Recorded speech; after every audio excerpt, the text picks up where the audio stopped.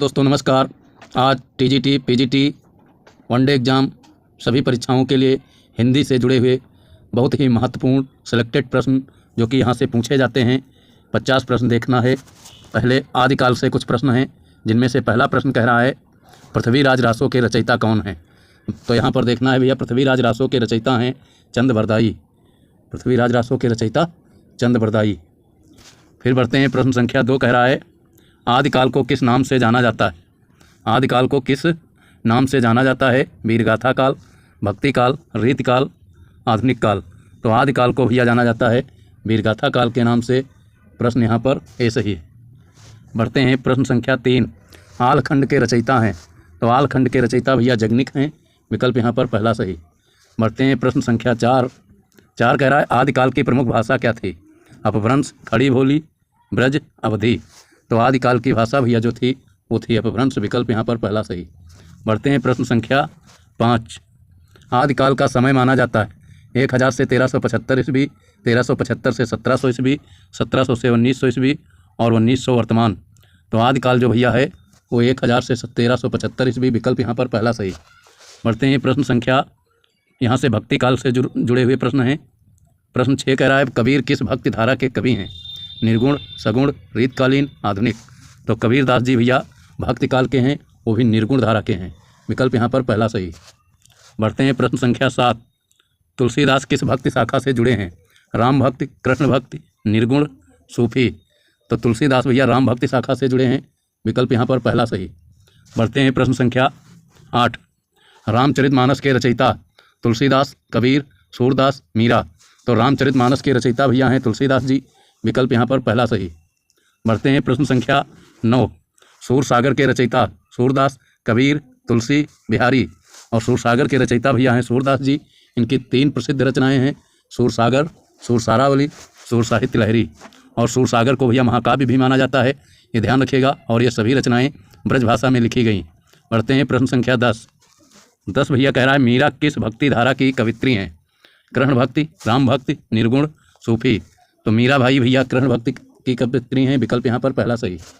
बढ़ते हैं, प्रश्न संख्या 11 कबीर के गुरु माने जाते हैं रामानंद, वल्लभाचार्य, चैतन्य, नामदेव। तो कबीर के गुरु भैया रहे हैं रामानंद और संत के गुरु भी रामानंद हैं, ये ध्यान रखना है। बढ़ते हैं, प्रश्न संख्या 12 कह रहा है साखी किसकी रचनाएं हैं? कबीर, तुलसी, सूर, बिहारी। तो साखी रचना जो है भैया ये कबीरदास की है। विकल्प यहाँ पर पहला सही। बढ़ते हैं, प्रश्न संख्या 13 कह रहा है विनय पत्रिका के रचयिता तुलसीदास, कबीर, सूरदास, मीरा। तो विनय पत्रिका के रचयिता हैं भैया तुलसीदास। विकल्प यहाँ पर पहला सही। बढ़ते हैं, प्रश्न संख्या 14 भक्तिकाल का समय 1375 से 1700 ईस्वी। याद रखना है भैया 1375 से 1700 ईस्वी। बढ़ते हैं, प्रश्न संख्या 15 रैदास किस धारा के संत हैं? तो रैदास भैया ये कबीर के गुरु भाई हैं। इनके दोनों कवियों के शिष्य रामानंद हैं, इसलिए ये भी निर्गुण के हैं। विकल्प यहाँ पर पहला सही। बढ़ते हैं, प्रश्न संख्या 16 से रीतिकाल से संबंधित प्रश्न हैं। रीतिकाल को क्या कहा जाता है? श्रृंगार काल, वीर काल, भक्ति काल, आधुनिक काल। तो श्रृंगार काल को भैया रीतिकाल को भैया श्रृंगार काल कहा जाता है। विकल्प यहाँ पहला सही।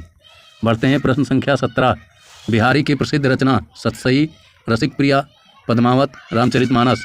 तो भैया बिहारी की प्रसिद्ध रचना है बिहारी सतसई। विकल्प यहाँ पर पहला सही है। और रसिक प्रिया केशवदास की है, पद्मावत मलिक मोहम्मद जायसी की है, रामचरितमानस तुलसीदास की है।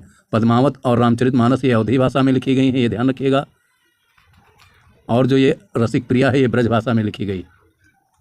बढ़ते हैं, प्रश्न संख्या 18 कह रहा है रसिक प्रिया के रचयिता केशवदास, बिहारी, भूषण, देव। तो भैया रसिक प्रिया ये केशवदास की है। विकल्प यहाँ पर पहला सही। बढ़ते हैं, प्रश्न संख्या 19 कह रहा है रीतकाल का समय। तो रीतकाल का समय भैया 1700 से 1900। विकल्प यहाँ पर पहला सही। बढ़ते हैं, प्रश्न संख्या 20 कह रहा है भूषण किस रस के कवि हैं? तो भूषण भैया रीतकाल के कवि होते हुए भी ये वीर रस के कवि माने जाते हैं। विकल्प यहाँ पर पहला सही।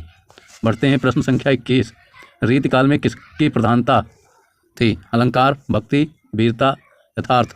तो रीतकाल में भैया अलंकारों की यथार्थता थी, प्रधानता थी। बढ़ते हैं, प्रश्न संख्या 22 सतसई में कितने दोहे हैं? 700 के आसपास, 500, 1000, 300। तो जब आसपास की बात की जाती है तो 700 होगा। विकल्प पहला सही। बढ़ते हैं, प्रश्न संख्या 23 कवि प्रिया के लेखक केशवदास बिहारी देव भूषण। तो कवि प्रिया के लेखक भैया केशवदास हैं, विकल्प यहाँ पहला सही। बढ़ते हैं प्रश्न संख्या 24। रीतकालीन भाषा ब्रजभाषा, खड़ी बोली, अवधी, अपभ्रंश। तो रीतकालीन भाषा रही है ब्रजभाषा, विकल्प यहाँ पर पहला सही। बढ़ते हैं प्रश्न संख्या 25। देव किस काल के कवि हैं? रीतकाल, भक्ति, आदिकाल, आधुनिक। तो देव हैं भैया रीतकाल के कवि, विकल्प यहाँ पर भैया पहला सही। बढ़ते हैं प्रश्न संख्या 26। 26 से आधुनिक काल के प्रश्न है भैया। आधुनिक काल का आरंभ 1900 ईस्वी से 1700, 1375, 1000। तो आधुनिक काल का आरंभ भैया माना जाता है 1900 ईस्वी से, विकल्प यहाँ पर पहला सही। बढ़ते हैं प्रश्न संख्या 27। 27 कह रहा है भारतेंद्र हरिश्चंद्र किस युग के हैं?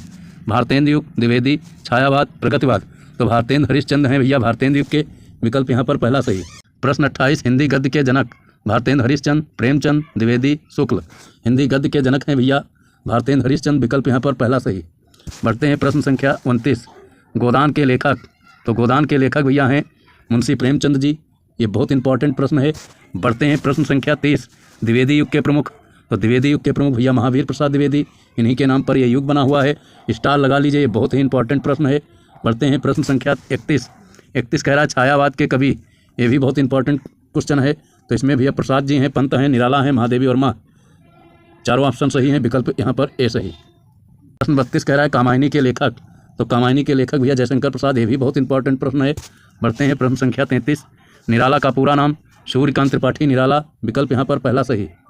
बढ़ते हैं प्रश्न संख्या 34। श्यामा की रचयिता महादेवी वर्मा, विकल्प यहाँ पर पहला सही। बढ़ते हैं प्रश्न संख्या 35। रश्मरथी के लेखक रामधारी सिंह दिनकर, बहुत इंपॉर्टेंट रचना है भैया, याद रखना है, रामधारी सिंह दिनकर। बढ़ते हैं प्रश्न संख्या 36।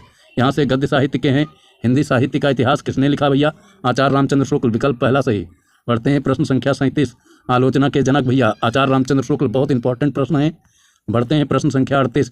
गबन के लेखक भैया मुंशी प्रेमचंद, बहुत इंपॉर्टेंट प्रश्न, एकदम रट लीजिए। प्रश्न संख्या 39। कफन कहानी के लेखक भैया मुंशी प्रेमचंद, बहुत इंपॉर्टेंट।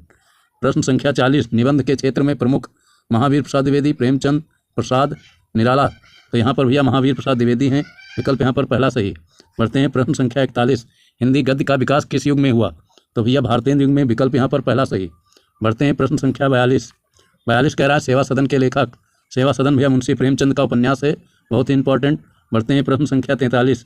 43 कह रहा है चित्रलेखा के लेखक। तो चित्रलेखा जो है ये भैया भगवती चरण वर्मा का है, विकल्प पहला सही। बढ़ते हैं प्रश्न संख्या 44। 44 कह रहा है आषाढ़ का एक दिन के लेखक। तो ये मोहन राकेश, विकल्प पहला सही। बढ़ते हैं प्रश्न संख्या 45। हिंदी उपन्यास का सम्राट मुंशी प्रेमचंद, बहुत इंपॉर्टेंट प्रश्न, स्टार लगा लीजिए, पूछा जाता है। बढ़ते हैं प्रश्न संख्या 46।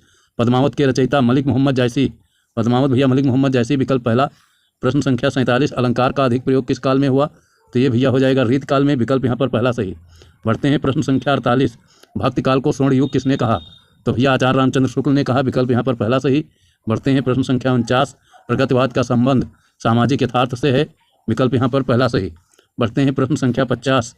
हिंदी की पहली कहानी मानी जाती है इंदुमती किशोरी लाल गोस्वामी, मोस्ट इंपॉर्टेंट प्रश्न, विकल्प पहला सही। आशा करता हूँ दोस्तों क्लास अच्छी लगी होगी, तो तैयारी करने वाले बच्चों को टीजीटी पीजीटी के पास अवश्य भेजिए और निश्चित ही सभी को सफलता मिलेगी। थैंक यू दोस्तों।